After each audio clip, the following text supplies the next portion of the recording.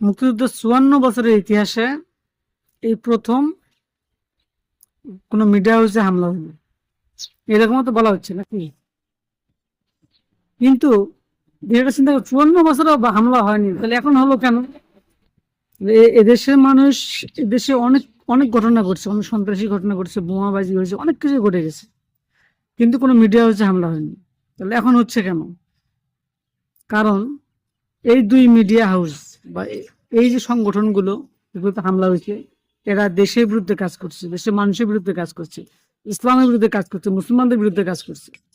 এবং 5ই আগস্টের পর তাদেরকে সাবধান করা হলেও তারা সাবধানতা অবলম্বন করেনি। তারা বারংবার দেশের বিরুদ্ধে প্রোপাগান্ডা চালাচ্ছে, দেশের মুসলমান সমাবেশের বিরুদ্ধে প্রোপাগান্ডা চালিয়েছে, এবং তারা এদেশের মানুষকে ভারতের শত্রু হিসেবে মূল্যায়ন করেছে।